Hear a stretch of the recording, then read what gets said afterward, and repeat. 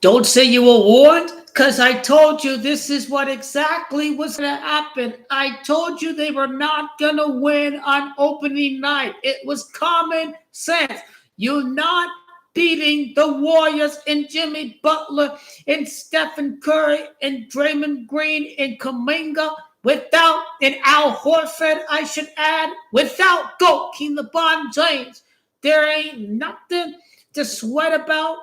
The game was won and lost at the free throw line. The Warriors shot 22 of 25. I think the Lakers shot 15 of 26.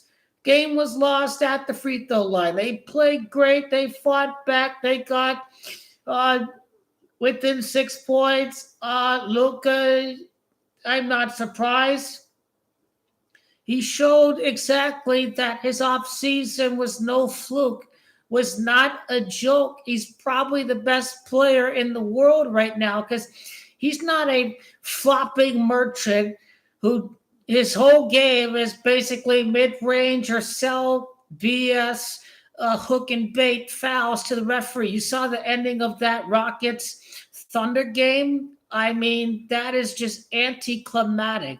Like, it's just like bad basketball to watch. But then you have Luka Magic at certain points in the game making magic happen. This is the kind of guy that's going to be a driver to a championship team. The dominating, let him settle in there. It's only the first game, it's only the first game. I mean, you got to within 6 without GOAT King LeBron James. That is worthy of that is worthy of the kudos for it being the first game of the season and some new players. So this is not surprising because GOAT King LeBron is not the cancer, the problem of why the Lakers are losing. Today shows they need GOAT King LeBron out there on the court no matter what. They need GOAT King LeBron out on the court. 17 of 28 from the strike, 26 of 29. That is the ball game. Not too good from the three-point strike, but Luka wasn't too good from the three-point strike. I should add 2 of 10 from the three-point strike. So he had a great game. There's no doubt about it. But one gray area was from behind the arc. And if he was even semi-average from behind the arc, then maybe this is a much closer game. But this was all without GOAT King LeBron James out there, So for this being the first game, this is pretty damn good. We know Lakers going to struggle to start out because this is the year of GOAT King LeBron James. This is the year where it is the so-called last dance for GOAT King LeBron James. The Lakers, it is decided they must need GOAT King LeBron out there to start winning basketball games. That's what's going to happen.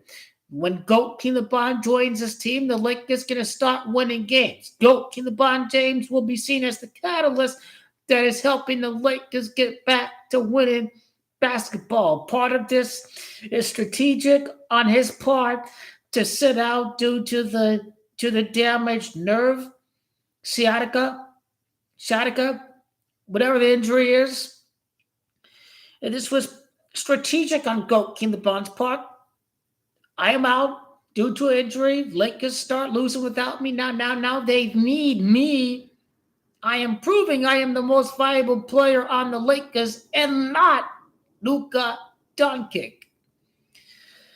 Because when it's all said and done, GOAT King LeBron James is going to be the driving force in the playoffs. Luka will play his part very well too, even if it's deferring on GOAT King LeBron's part. Because what is he? He's not a scorer, number one. He's a playmaker. Part of the brilliance of GOAT King LeBron is that he emphasizes great trust in his teammates. He's not afraid of having a teammate go out and shoot the ball instead of him. He thinks he'll make the shots at the end of the game, but it's not like he lacks confidence in his team to hit these shots at the end of the game. He's going to put his team his teammates in great position. He's first and foremost a playmaker. And so there are times where if Luka gets the best look at the end of the game, Kilbon's going to go to Luka because it's about the best basketball play. It's not about personal glory, hero ball. None of this for LeBron James, even though he's certainly capable of, even if it's they bite too hard and let's say they want to really flood the key in a 1-point game, flood the key, Luka, step back three. If they bite too hard on that step back three, then lob it to DeAndre Ayton for alley oop. So this is what I mean about making the best play out there. So there are 82 games, and this is only one of 82 games, and there was no GOAT King LeBron James.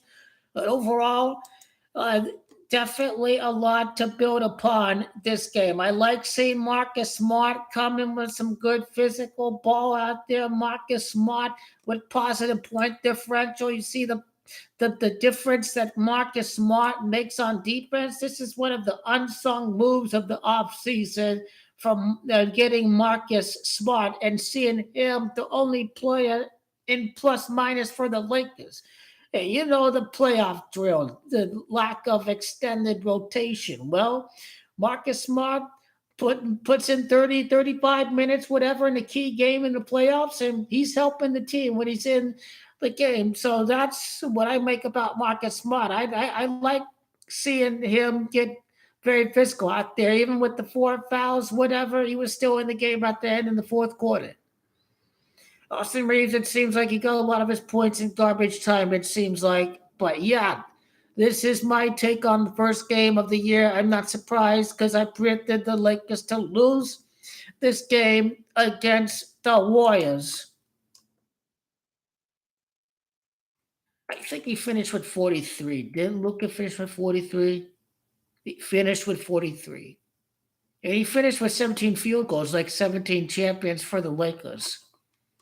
109 points like Los Angeles. The ending of that Rockets Thunder game, that was rigged. That was 124, 123. Well, if you've been a part of extended Gematria for a while, then you know that the Rockets is at 124. You know that the Thunder is at 123. The score was 124, 123 before ultimately the Thunder won the game there at the end. So make no mistake, it was rigged to go into double overtime. They're already planning to go to double overtime.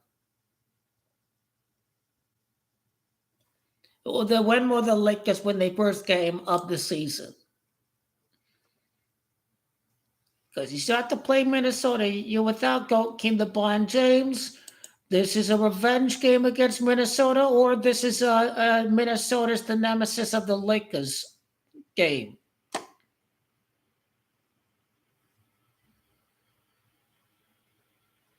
And that is a home game against Minnesota.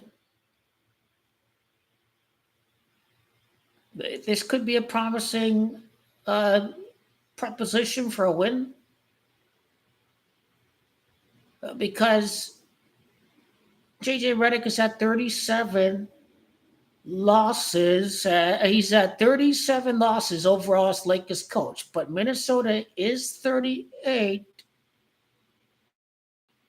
However, they play Sacramento and Portland after Minnesota. And, Sacramento's 37 and Portland is 37. So is he going to remain at 37 losses before they take on the Sacramento Kings or the Portland Trailblazers? We're about to find out.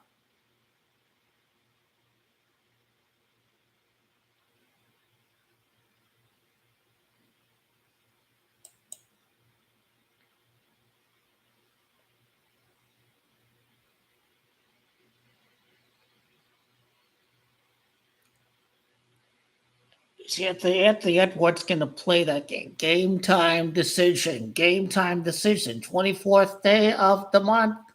The big 24 we talk about. This must be 61 days or so after Kobe's birthday, I think. Will Friday be a better Friday fun night at the crib? Friday fun night at the crib. Is it Friday fun night at the crib? 8 weeks, 5 days is basketball. from the so-called Kobe Day of 824. His actual birthday is interesting enough. Is the day before 824, which is August 23rd. He's born on the 23rd day. Kobe won a total of 23 games in the finals during his NBA career. I think the key to Friday must be JJ Redick's overall record against the Timberwolves. I'm guessing I like this way of going about some of these early games. JJ Redick fell to 3-2 against the Warriors, and Minnesota's the 32nd state. They're not traveling to Minnesota, but the T-Wolves are from the 32nd state. JJ Redick,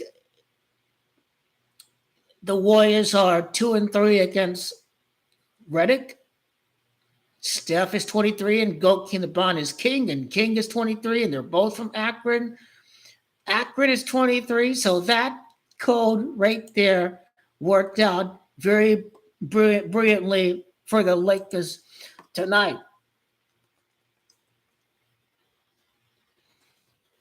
I guess the game of the day tomorrow is going to be Cavs and Knicks. The new coach, new system, and but the Cavs are basically rolling out the same team from last year. So could this be a game where the Knicks show some hiccups with a new coach, Mike Brown?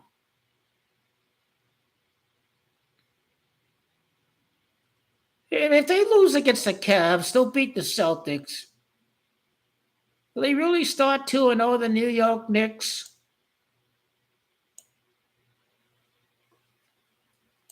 Cavs. I think the Cavs coach's record is going to be the key. I think to predict the Knicks and Cavs.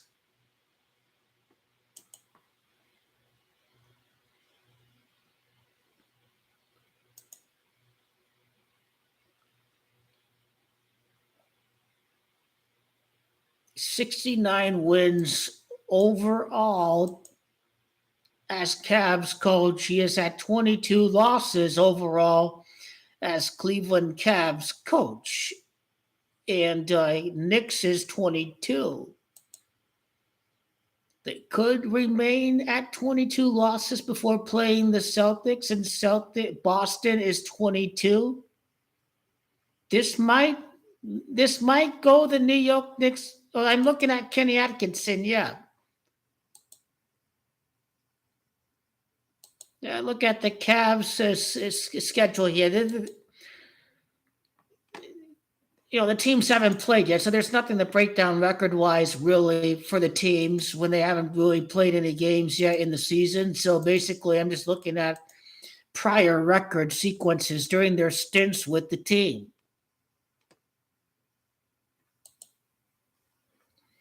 Maybe the Cavs lose to New York, but they beat the Nets and they're 1-1 before playing the Bucks, and Bucks is 11. So Knicks are probably the hot bet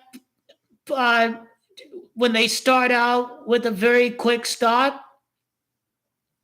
However, they are not supposed to make it to the finals this year because let's not forget that Goat Kinnaban's last championship is happening against the New York Knicks. His last game has to be at Madison Square Garden.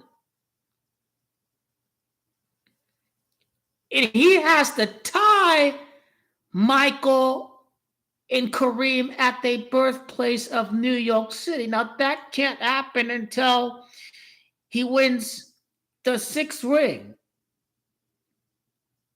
And Brown is 27. And Knicks fought a 2-7 in the NBA Finals. And Goat Kinnaban, the scoring king, on 2-7. The Knicks don't make it to the finals until next year when they lose against the Lakers for Goat Kinnaban James' 6th ring.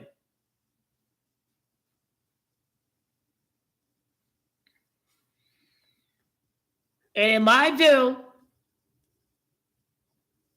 the Orlando Magic are going to win the East this year if the New York Knicks have to wait next year, and the Celtics are They broke up the whole team. So the Celtics are not going back to the finals. They broke apart the whole team. It's not happening. The Magic made the bigger moves in the off season. The Bucks are in cap hell, and this could be the year where we got to put another superstar on the map. So it's Franz Wagner and it's the guy Paolo Banchero. So you got to put another star on the map.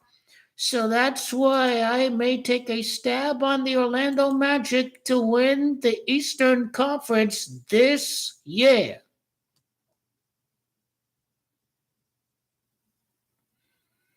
We could see a rematch of one finals from the Kobe Gasol days. The only two options are Celtics and Magic, really, because they beat the Dwight Howard Magic. Uh, they had Hito Turkoglu, lots of 3-point shooters on that Magic team that made it to the finals in 2009. They had like a lot of 3-point shooters. It was double Dwight, and he kicks it out for a 3-point shot. But yeah, that team had a lot of 3-point shooters. I know Hito Turkoglu, and there's a few other guys that I'm forgetting about that I really should remember. But anyway, that was 16 years ago. But I know if you mention the names, I'd be like, oh, how did I forget those names? But J.J. Redick was drafted by the Magic, and the Lakers are returning to the same city where they won their last championship, which, of course, was at the Walt Disney ESPN complex. Was it right outside of Disney World? So I got Lakers over Magic this year because basically the Celtics are saving money. And this new commissioner, he's not a David. He may have been an apprentice under David Stern, but certainly he's doing things his way. He's doing things his way. He wants to try to market the game better through different markets, at least come playoff time. But I mean, I think they still overemphasize the Lakers, which is good because ultimately the Lakers are the driving force of viewership, and so is GOAT King LeBron James. But an NBA without GOAT King LeBron James, you have to get ready for. And I think Adam Silver's done a fantastic job in that regard.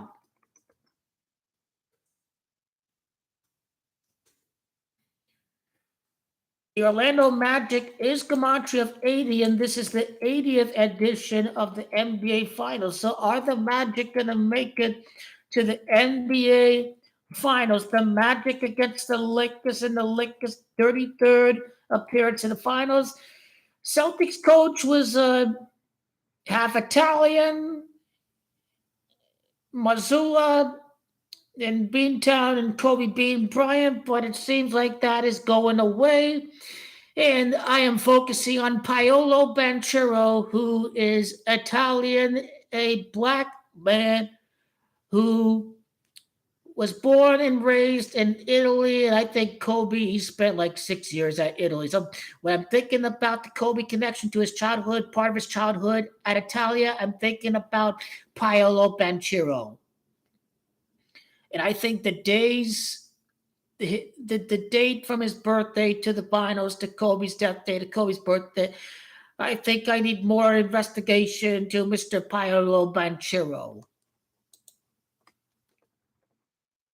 His name is Paolo. Paolo Banchero. Could he be in the finals and GOAT King LeBron's 23rd season in the NBA?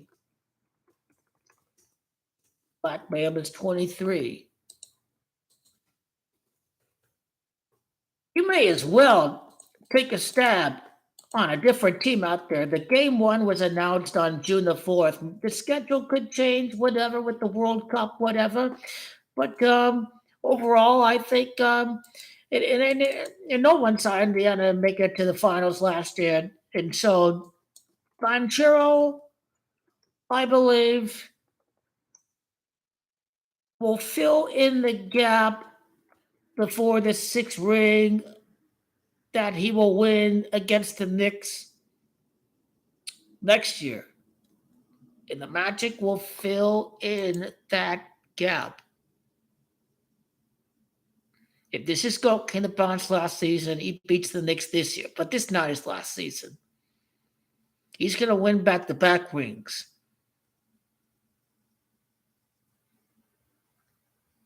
Ultimately, his name, 6-6 in the finals, that is not, oh, why is it going to happen? It is what is going to happen, because that is the plan. All part of the plan in the Joker voice, right? It's all part of the plan, right? It's all part of the plan. That's right. It's all part of the plan. All this little mini gap for Gokin the Bond for 6 years, literally Gokin the Bond 6 years. And he wins the championship. He wins the back-to-back. And he does so, 13 years after leaving Miami for Cleveland. That's right. New York, the 11th state, he does so 11 years after winning his championship with the Cavs.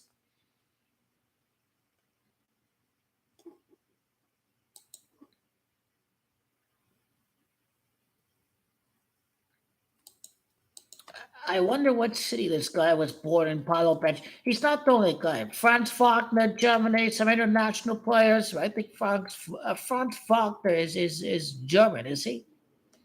But look at this. He's born at Seattle. Apollo Banchero.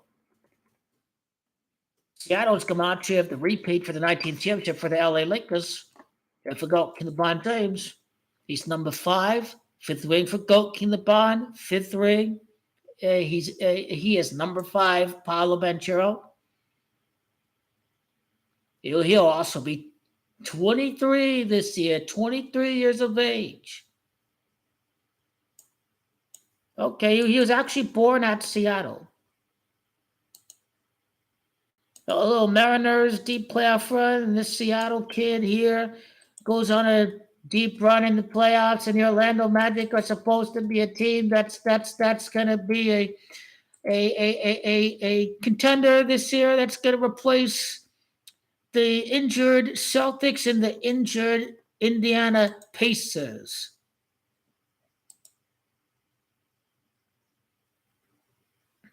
He reached 3 feet at 15 months of age. Kobe is 15.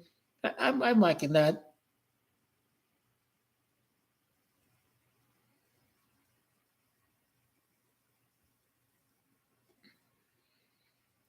Paolo Napoleone, Giacomo Banchero. Giacomo is James.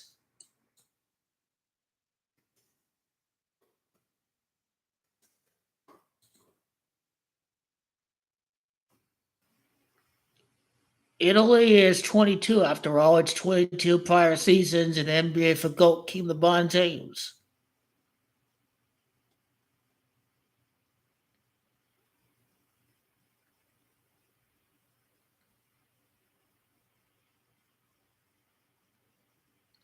He averages exactly 28 points in the playoffs. And to Gianna 2, Kobe 8, that's what 28 is about.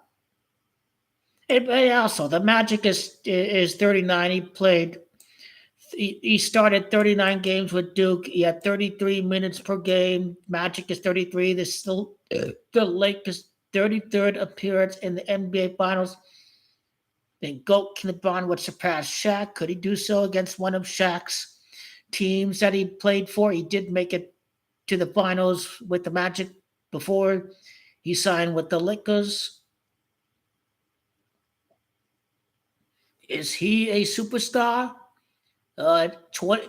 He averaged 20 his first year, 22.6 his second year. His third year, he got the 25.9 points per game. So yeah, Banchero is this year's. He is this year's Devin Booker, 2021. He is this year's Tyrese Halliburton. He's this year's Jalen Brunson. He's this year's Anthony Edwards in the eastern side of the playoffs. And ultimately, it's going to be Lakers Magic. Nobody on planet Earth is going with Lakers Magic. Nobody on planet Earth went with Nuggets Heat or Mavs Celtics, and nobody on planet Earth went with Suns Bucks, and nobody on planet Earth went with Pacers Thunder. So this matchup, this exact fits the much needed criteria.